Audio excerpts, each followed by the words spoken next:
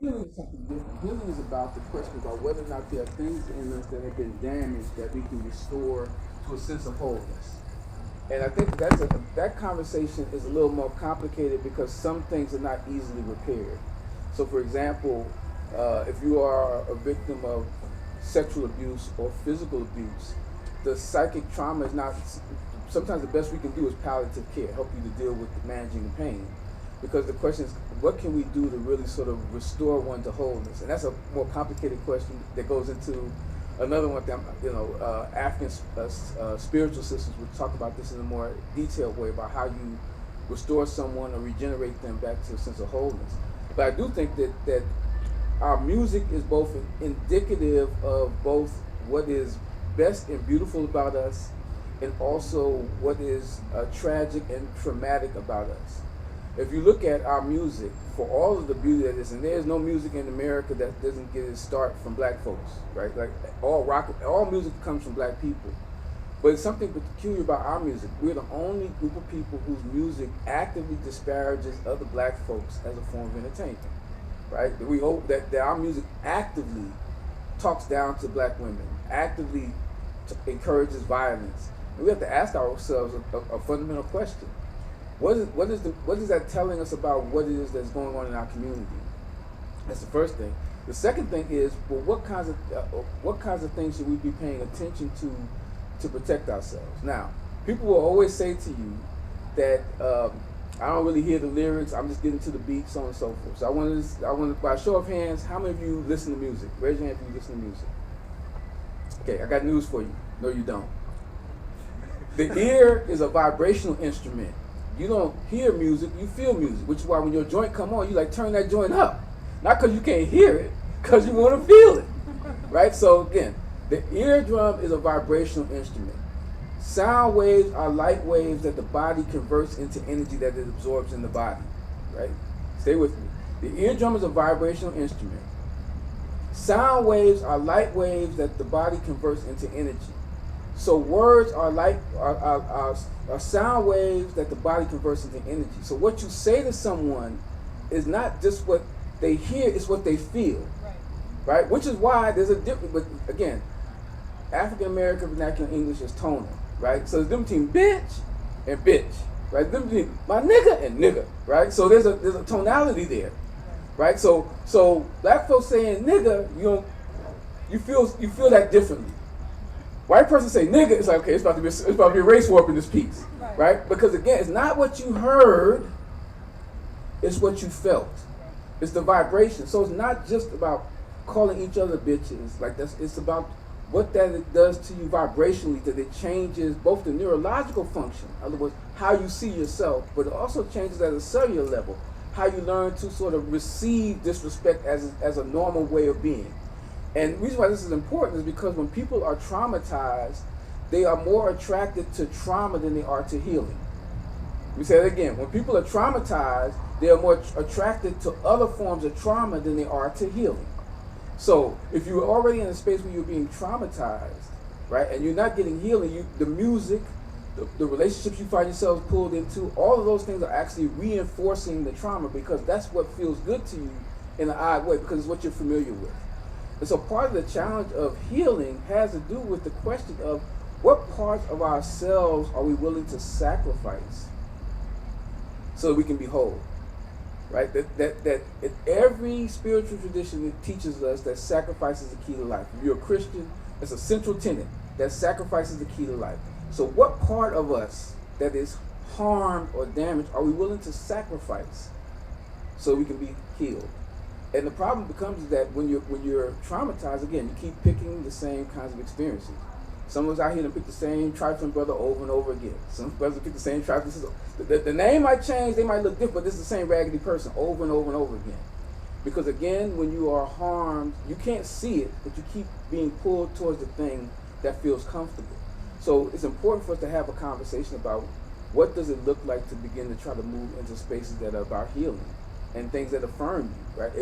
If somebody is in your space and they're not elevating you, that's a problem, right? We should all be in places, again, we are all at a cellular level vibrating, which is why the whole, like I'm feeling your vibe. Like there's at a cellular, we're all vibrating. And so when somebody comes into a room, we've all had this, and their energy is down, it impacts everybody else. So part of the challenge is to say to ourselves, if I'm going, just like if you decide for yourself, okay, I really need to stay for this midterm, you hanging out with the folks that's serious about their study, right? You're not hanging out with people that's like, I ain't really worried about the midterm. Well, it's the same thing about healing. If you're going to make the decision that you want to heal some trauma, you have to start to identify spaces that affirm that healing. And that's uncomfortable because the trauma is the thing that you are most familiar with, if that makes sense. So part of the challenge is that, and I would challenge everyone to ask yourself, what parts of me are not healthy but comfortable, right? Like one of the things for me, like I come from the streets. So when I first went to college, coming back home, I was hanging out with all the brothers from, that's the cats I grew up with. But the problem with that was I wasn't that dude no more, right? So I was a step slow, right? Like when car turned the corner as a driver, I'm still talking. Everybody else can dive into the bushes. So there's a part of it that you have to recognize that as you are making the shift, the change, you see things differently. So part of that is changing the perspective. I know I've lost a little bit. No, I love it. You touched on a couple of things, so I want to stay here for a minute. I'm a clinical psychologist as well, so in the field of psychology and specialize in trauma, very much into Resmaa McKenna's work around how we hold trauma in the bodies, right? His book On My Grandmother's Hands. And so what are your thoughts on, I'm hearing you talk about the most that we typically do is palliative care. We're not actually starting this healing process. And so as Black individuals, we know racism is a form of trauma. And so that's something we're going to be exposed to either way. But in addition to that, you're saying we kind of self-select into these traumatic situations. Right. So how do we begin to stop that negative pattern and begin this healing process that you're talking about? So this is really interesting because we're in this stage in our society where everybody's doing it for the gram. Or TikTok. So it makes it very hard for us to be authentic because we're always performing for someone, right? On the real, like I post selfies, but I guarantee ain't nobody asking for my selfies. You know what I'm saying? I'm putting that out there myself, right? Ain't nobody. You take a break from TikTok. Nobody a few of your friends might be gassing you up, but the world ain't shook because you ain't posted. But the reality is that it's hard for people to change if the main person that they're lying to is themselves. Say that. It's hard for people to change if the main person you lied to is yourself. And we are in a society where we exist solely around the notion of figuring out from day to day what lie about myself can I put out into the world, right? And so again, there's a lack of authenticity, and that gets in the way of our ability to be able to really be vulnerable with ourselves. And if you can't do that, then you can't get to the other critical piece, which is that for African people, healing is not an individual thing; it's a collective enterprise, right? And so, if you can't be real with folk, you can't be in community with people around healing, right? If right now, if there's a racist incident on campus, you don't go to your room and think, okay, look, I'm just gonna be chilling by myself. You can find some other Negroes to posse up with, right? Because the idea is that whatever is going on, it happens in a collective space. And so, part of what is happening in this place is that we have been socialized away from ourselves. We operate as individuals in a world in which people who survive because they work collectively. If you've ever been in a situation where you share something and another person said, yeah, I've been through that too, and you feel that, and how good it feels to be affirmed because somebody else is echoing your experience. But you can't have that unless you're willing to be honest about the thing that's hurting you. And so part of the challenge is that people have to find ways to be honest with themselves about what has happened to them. What part of that the ongoing pain have they contributed to, right? Because people can be injured and they can injure themselves further because they're not honest about what they're dealing with. So part of the challenge is that we got to be honest with ourselves. What makes this difficult is that in our society, so much of the focus is on we are socialized for export only. Right, so from K through 12, you are always taught to say yes, please, no, thank you, because you must always at all times show up in a certain way for other people. But we are never socialized to learn about who we are. Right, our whole experience is about learning how to develop ourselves to be acceptable to other people. So you get to spaces like this, and it's the first time you ever had any space to actually stretch out and actually figure out who you are. right? But now with social media, you're doing that under a microscope. And so it's making it harder and harder for us to be authentic. And so part of the things is that, I understand we have a men's group, there's a sisters group. Those spaces are really where collective kinds of healing happens, right? And we got to get out this notion that individuals can heal alone. You heal in community, and you heal by building trust amongst folks in that community, because something special happens in those spaces. Okay, I want to read one of your pieces. I'm not going to read the whole thing, but part of it. In addressing our insecurities, in attacking them intentionally, forcefully, mercifully, we build the kind of spiritual, emotional, and physical strength to be warrior ready, such that we step into the world armored against the psyche assault that inevitably we must face. There is nothing sadder than seeing grown folks playing emotional Halloween every day of the year. As the prophet Bob Marley tried to tell us, emancipate yourself from mental slavery. None but ourselves can free our minds. Let us do the intentional work, lose the mask, put on the armor of God, and strike our blows for our total liberation. The world we wish to make alive will only be beautiful and as just and burdened as we are. Black love is black power. What did you mean by that? So this was time somebody read this stuff back like, damn, that was profound. Like I wrote that. Well, let me start with this. That the notion that black love is black power has to do with a particular definition of power that Dr. Wade Nobles, an eminent African psychologist, developed. That power is the ability to define reality and have other people respond to your definition as if it were their own.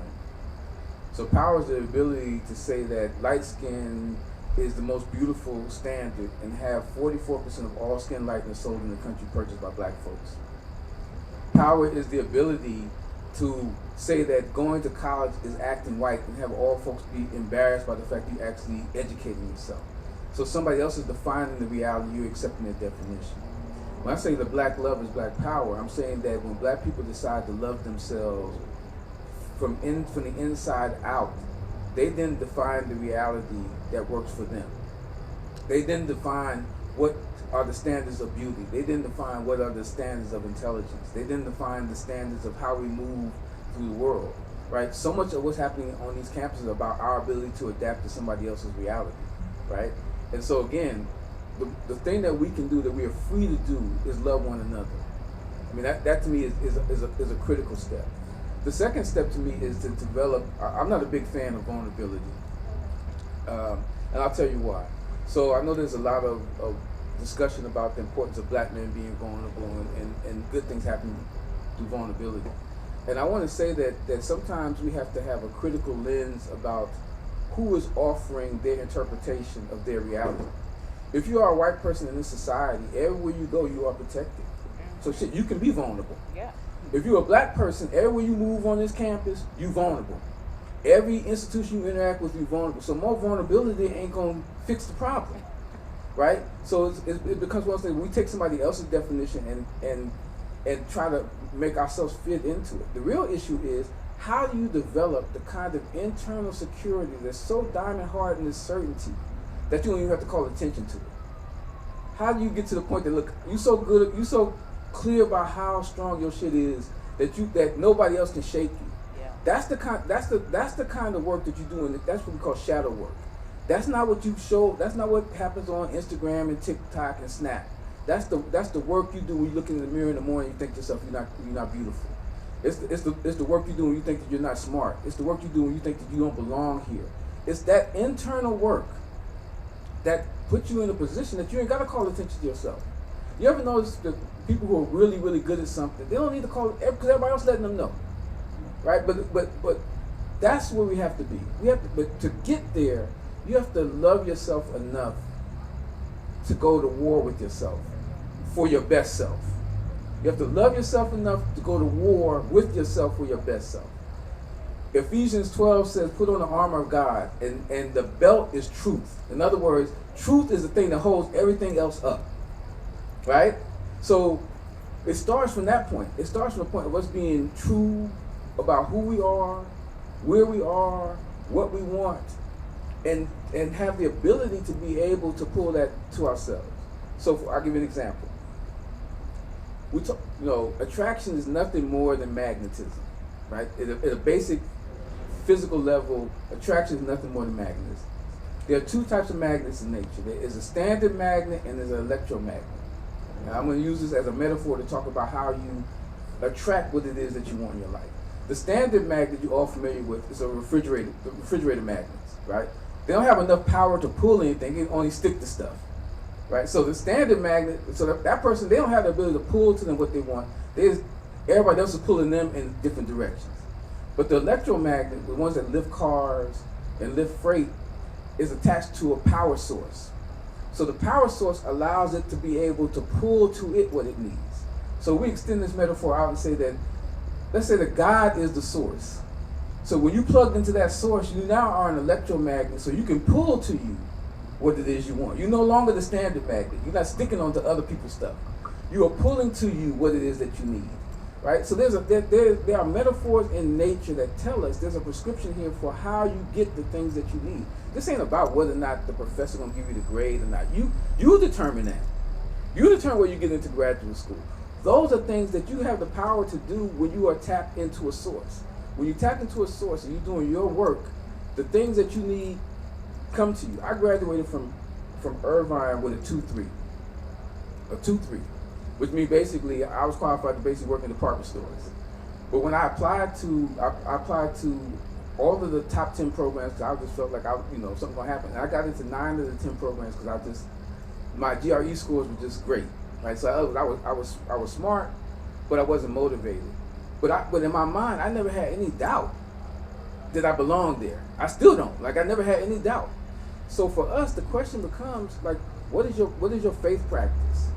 What are your forms of meditation? How do you spend time with yourself, right? Because there's so many things that are distracting us. We're in the car, we got our music on. We're at home, there's never any moment where you are alone with you, listening to your ancestors trying to talk to you, listening to the spirit world trying to communicate to you, telling you, this is what you were sent here to do. This is your purpose. This is your mission. You can't hear that because you listen to all that trap music. You drowning out the folks trying to talk to you. Now, I'm not saying, look, I get my music on like everybody else. I'm saying that you got to have times in your day where it's quiet so you can hear you minister to you. You missing the messages that are telling you, go this way, go that way. Don't fool with this person. You missing all of that because you're allowing all of the other we call noise to get in the way. Right? You got your phone with you all the time. So you look at your phone, you're checking your phone all the time. There's all of these things that are distracting you from your purpose. There's no one on this planet that is you. Nobody can be you but you. You are a masterpiece in your own right. But you missing that. You missing your blessing because you up here trying to be like everybody else. Your job ain't to be like everybody else. Your job is to be you. And so part of all these things about healing, about restoration, about black love have to do with a practice. Spend some quiet time. I always tell people, 3 times a day, take 5 minutes to think about something beautiful. Turn everything. Just 3 times a day, take 5 minutes to think about something beautiful. You can be surprised how it changes your day around, how it changes your thoughts, how it centers you. Because being in these spaces here, being in this world, we at war. I don't know if y'all figured that out yet. We're at war. I'm from the hood, so just because if somebody punches you in your face and you don't punch back, you still was in a fight. Right? So just because you don't fight back, that don't mean you ain't fight. So you have to do the things that prepare you to be able to engage in these spaces. And part of that is your own meditative practice. You can do that with other people. Like you can say with a group of y'all, say every morning at 6 a.m. or when we're going to get up for 10 minutes, we're just going to meditate. Right? Just as a collective. And then we're going to talk about how that impacted our day. There are small things that you can do to take your power back. Thank you. There's something else. I hear those snaps. That's right. So you brought up social media. And there's a correlation between the amount of time folks spend on social media and insecurity. I'm going to say that again. There is a correlation between the amount of time a person spends on social media and insecurity. What does that do? What are your thoughts on that? I'm not going to ask a leading question. I'll just ask you, what are your thoughts on that? So, as I've already mentioned to you, I'm a developmental psychologist. And in developmental psychology, there's a thing we call object permanence, right? So you hold the ball, and if you move the ball, the baby thinks the ball disappears. And so as long as the baby can see the ball has meaning.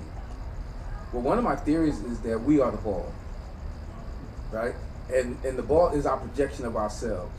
And so what social media does is, as long as we can see the projection of ourselves out there, we feel we have meaning. As long as we're the ball, so there's a constant need to be seen, because seen is where our value is, right? So we post not because we got anything to say, but because we just want to be seen, right? Because if we in the invisibility means that we don't exist, because everywhere else in society we're being erased.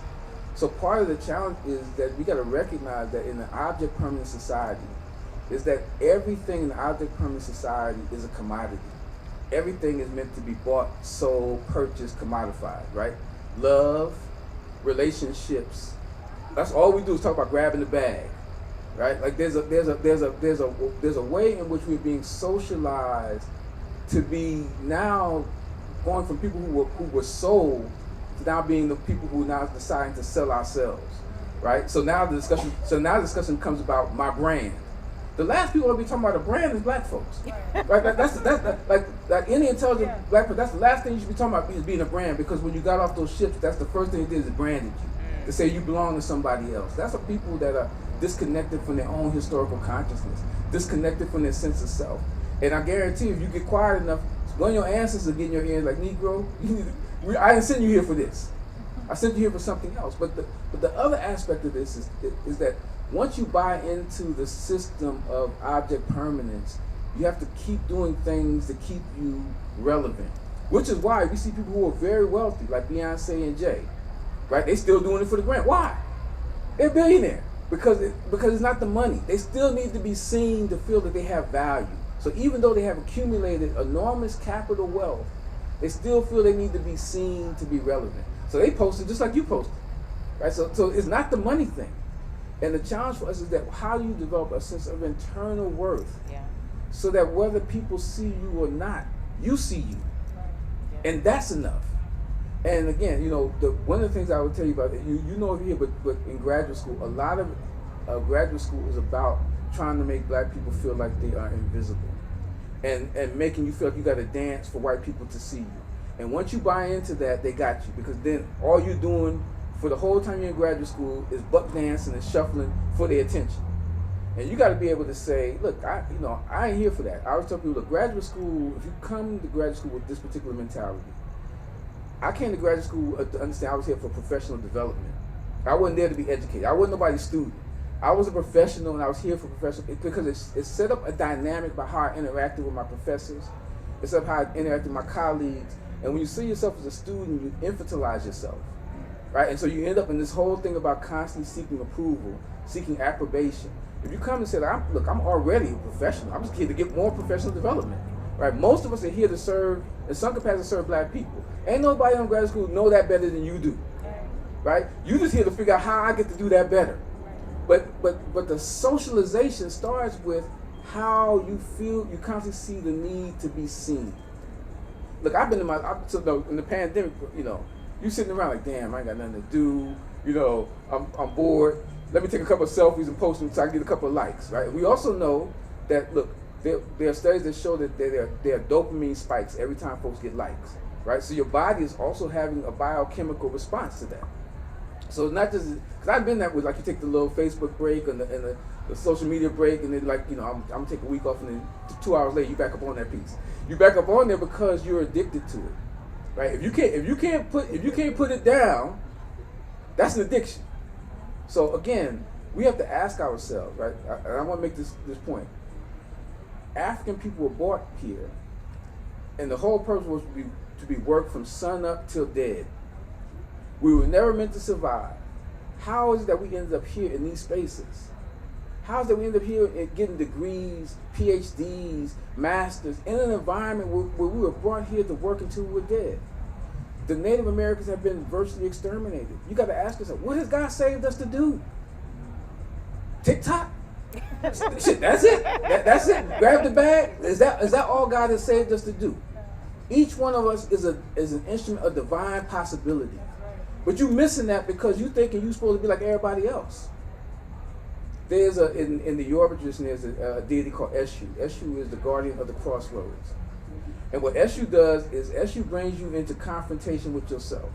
So if you keep coming, every time you keep going right, you keep coming right back to the same crossroads. Until at some point you decide to go left, right? Until you learn the lesson.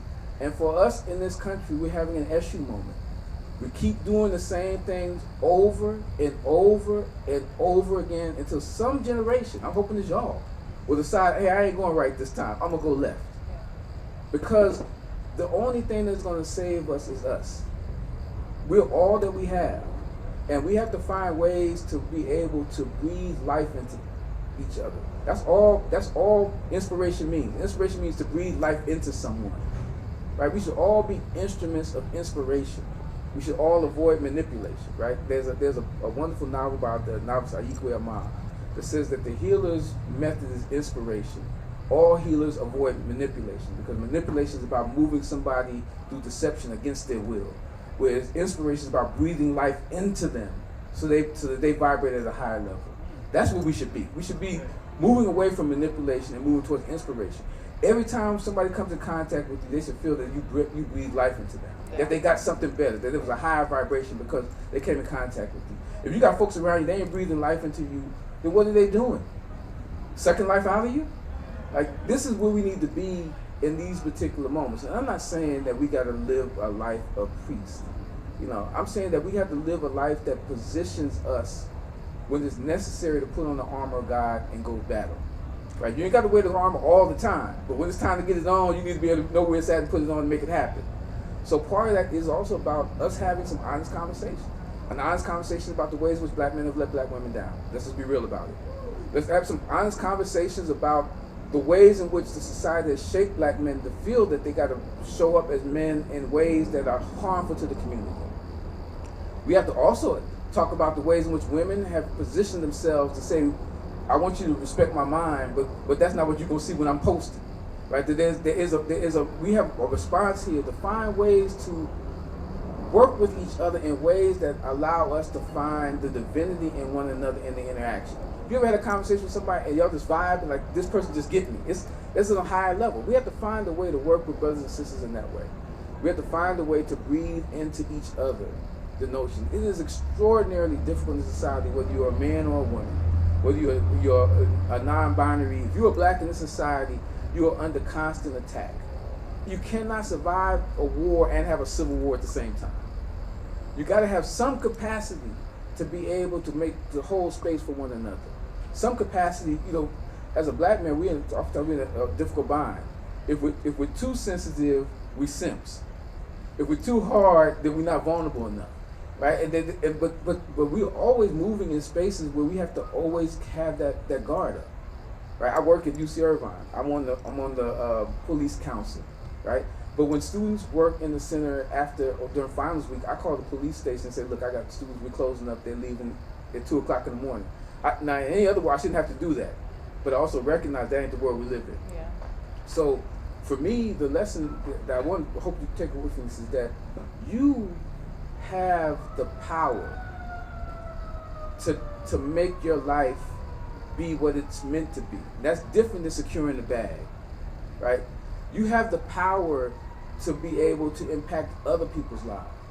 You have the power to be able, some of us are first generation folks go to college, right? You have the power to change the narrative, but you can't get there if you always disconnected from the source. You got to make space for the source. You got to make space for the ancestors to talk to you. Each one of us has in us the cells of ancestors before us. So whether you believe in ancestors or not, the cells are in you. So at a cellular level, whether you believe in ancestors, at a cellular level, the ancestors are in you. You are the ancestors. And at some point, you got to be able to tap into them.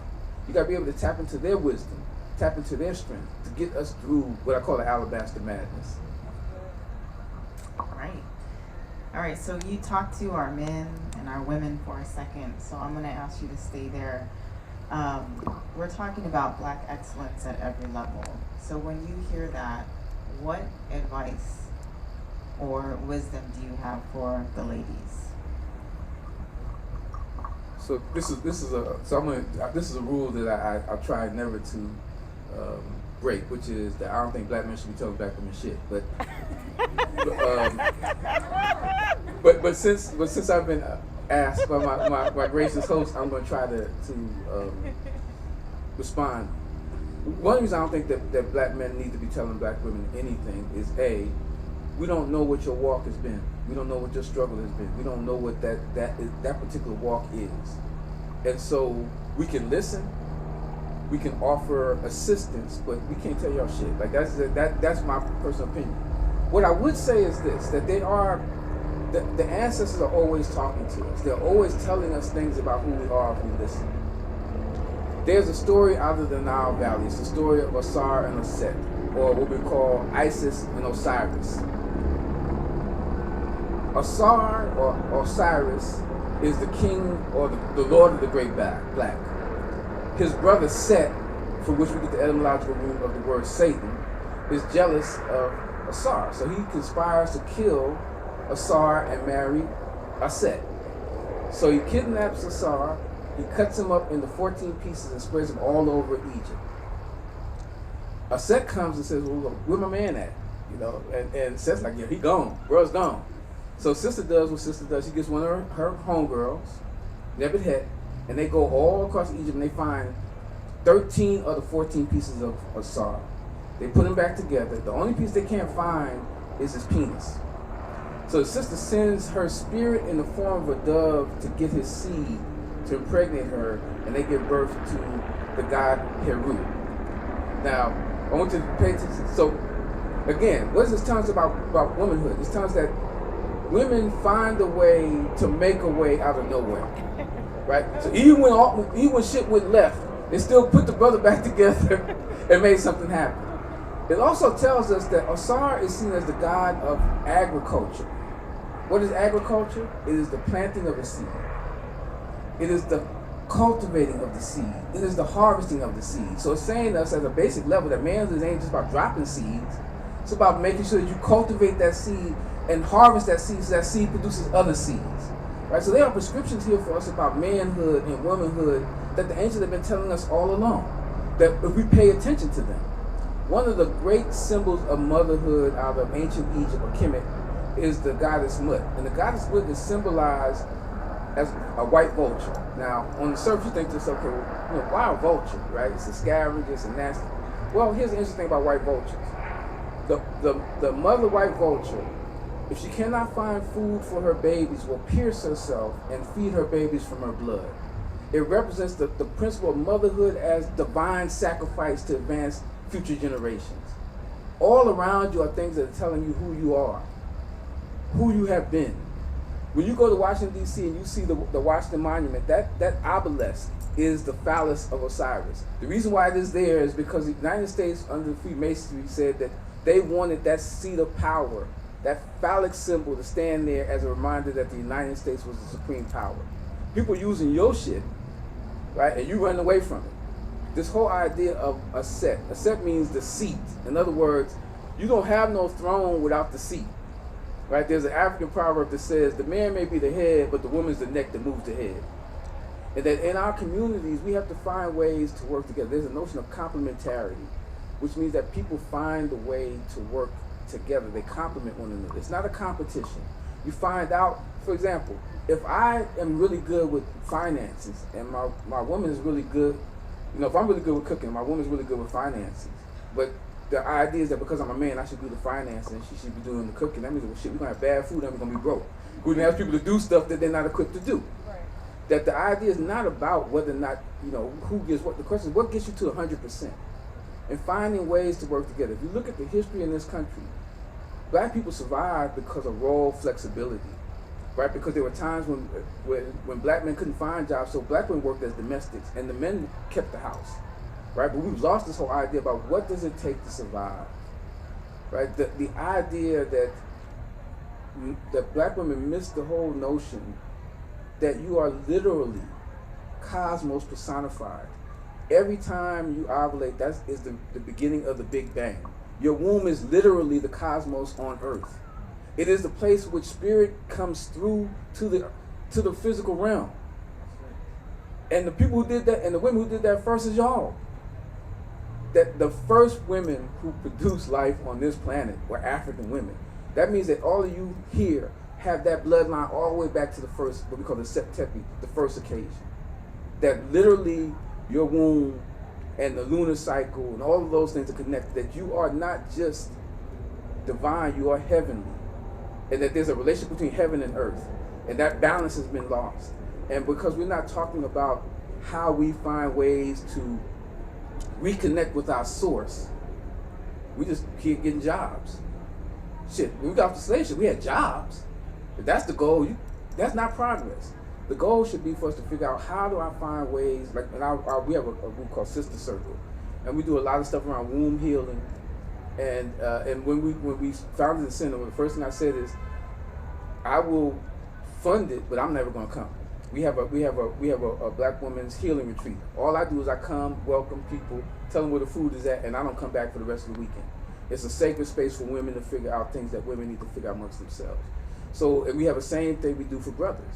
But until we have those kinds of conversations, until we talk about the psychic damage of sexual abuse that is rampant in our community, until we talk about the impact of physical abuse and the way that's shaping how we engage one another in relationships. How is it that people who built pyramids get to the point where, like, you see some, yo, that's my dog. A dog is a beast. You divine, right? How we get to the point where sisters calling each other bitches and that's just like, that's okay. Like, what part of us has been knocked off our square to the point that we can't even see that there's a better way? And I ain't saying we got to call each other queens and all that. I'm saying that the terms that we're using are telling us something at a subconscious level about the low regard we hold one another in. And if that's true for us as a culture, we can't win. We cannot win. We can only win if we can find ways to inspire one another. I have a basic rule. My rule is this. All my relationships have to be value added. Meaning I have to add value to that relationship, and that relationship has to add value to me. If that relationship doesn't add value to me, and I'm not adding value to that relationship, what does it exist for? Ask yourself, you look around, is that person adding value to your life? Are you adding value to their life? If not, what's the purpose? What's the purpose? What has God saved you to do? All right. I love that. Okay, so we are winding down. I just want to kind of summarize some of the things you said tonight, and I think the main one is that we need to pause for a little bit and do some self-reflection, and understand our worth and our value, but then also find community that can also contribute to who we are as individuals. And this last piece, I would love this, if you're in a relationship, are you adding value and are they adding value? Otherwise, there's no point. Well, I want to thank you so much. Yes. So I have this thing where I don't like to come and spend time with folks without giving them some things they can use that are practical. So I want to sort of give you a framework for trying to understand what you're seeing around you. So there in development psychology, there's a thing we call an perceptive field. The perceptive field is everything that is in your environment. Where your brain can't process all that information. In any given environment, there's over 1 billion stimuli.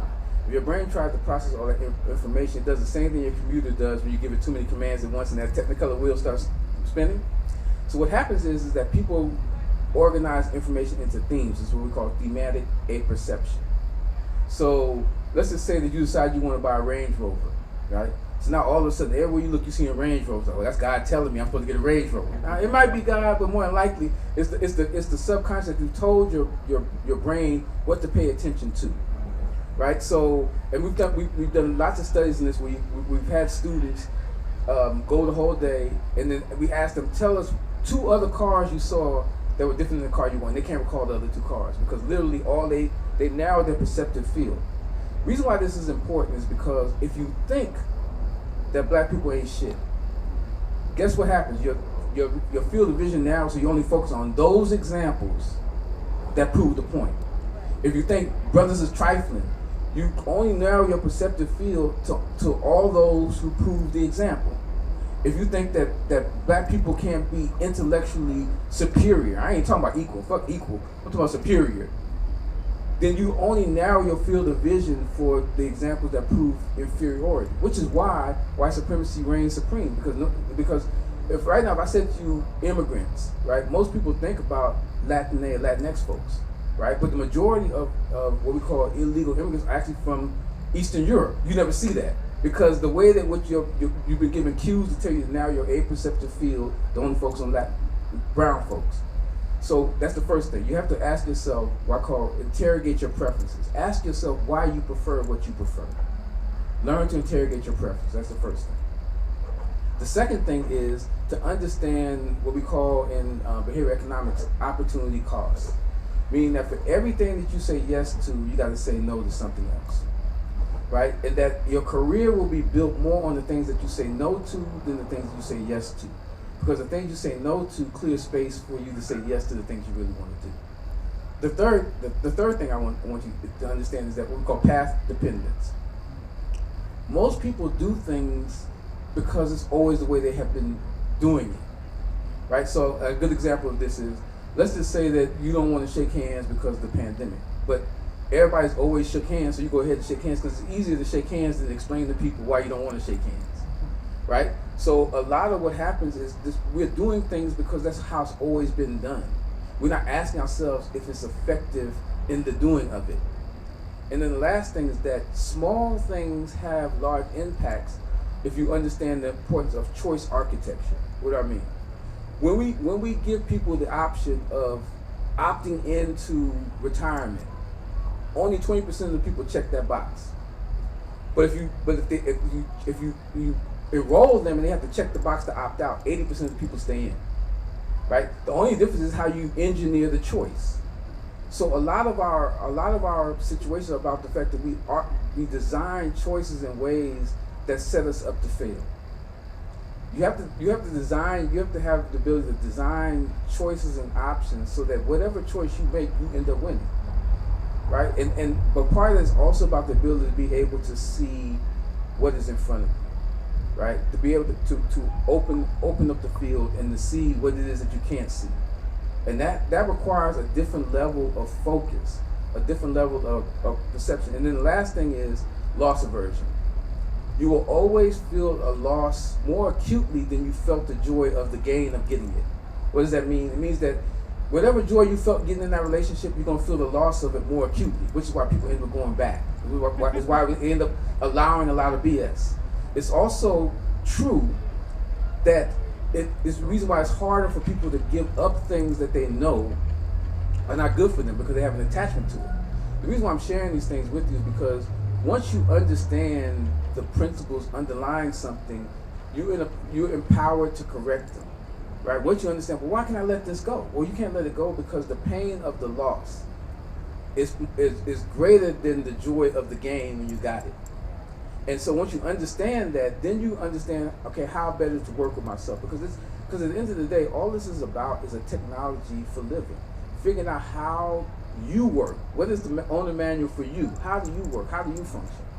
Right? You know, we have on our campus, we have a situation now where brothers actually escort sisters to and from classes late at night. We have not had a single incident in which a brother has, and the rule is you can't holler while you escort. Now, you want to holler the next day, that's all bets is off. That's between you and her. But when you're on duty, your duty is to make sure that sister gets to where she needs to get to and get back. We have not had, in the 2 years we've done this, we've not had a single brother violate that agreement, because it's an agreement that brothers made to each other. So it wasn't about it was about letting one another down. We can do powerful things when we agree to commit to one another, right? It's almost like the thing with, like, the brothers don't want to let the sisters down, but they also don't want to let each other down. It doesn't matter whether the cats play basketball, whether they are everybody has agreed that, look, you can't hide. We have brothers come like, yeah, man, I want to kind of, that's between you and her tomorrow, but today, make sure she gets to that dorm, and her experience was one where she felt safe the entire time. We can do those, and the upside of that is that we're actually seeing brothers actually do better in the classroom. They're doing better in the classroom because they have a sense of pride that they're actually providing a service for their community and they're being seen differently. We can change this around. all of this started with us. Right? It ain't gonna end without our permission. We are Alpha and Omega. That's the beginning and the end. It all starts with us, and at the end of the day, it will end with us, or we will decide we're gonna create a world that is better, more generous, more verdant, warmer, more beautiful, more radiant, more powerful, more generous, more open, because that's who we were created to be naturally. Help me thank Dr. Àjàmú. I just want to thank you again for coming down here on a Wednesday night and sharing some wisdom with us. So thank you so much.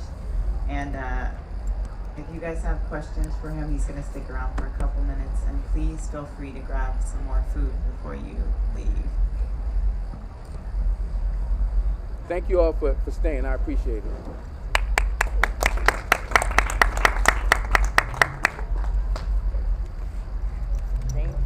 Thank you. Drop the wisdom on us.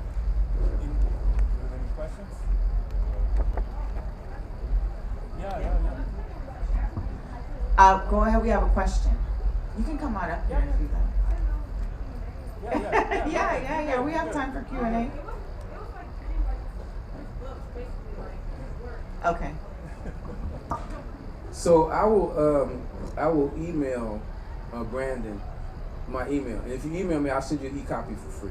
It's like to anybody who emailed me, I'll send you a copy of the book for free. Those of you who are preparing, how many of you are in graduate school?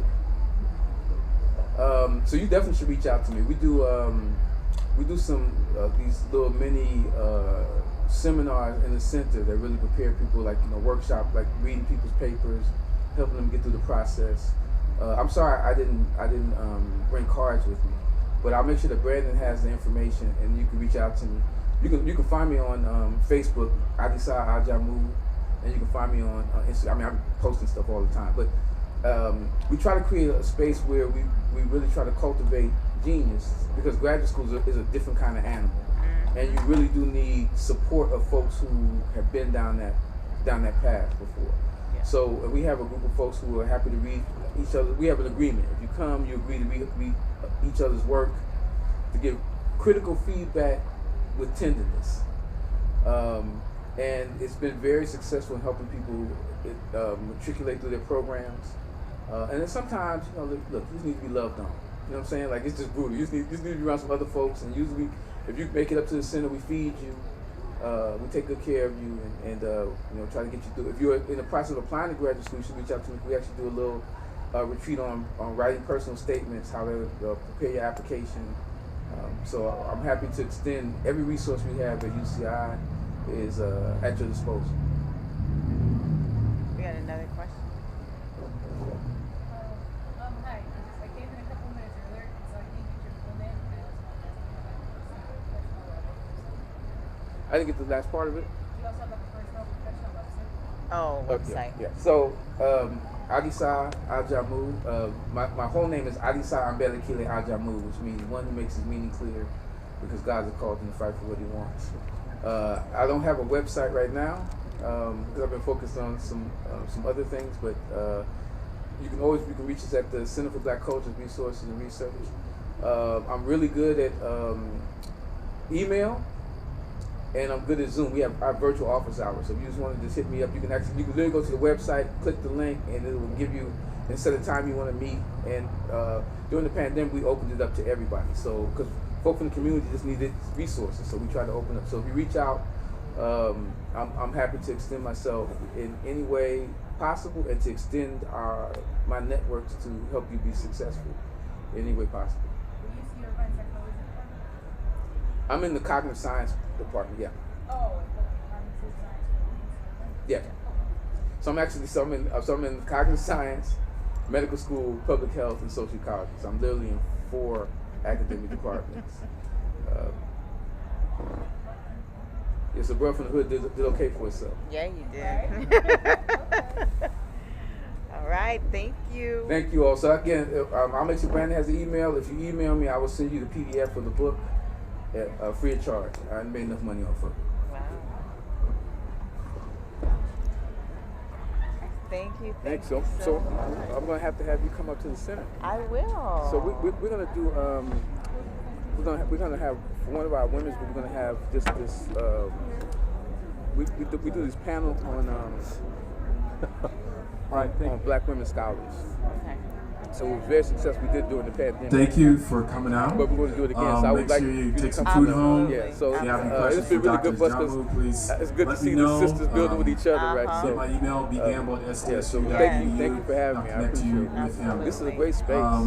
It is a really yeah. good space. Looking forward to more good events I here at the might Black come to Resource your Center. office hours to Just just wanna talk thank the to you folks about some of the from resources Graduate you're Life as providing well to get some for ideas supporting for our graduate and making students. sure all this good food was laid out. So now in terms of the resource food university came provides, from what's the budget for this space? Aki Tree, yes.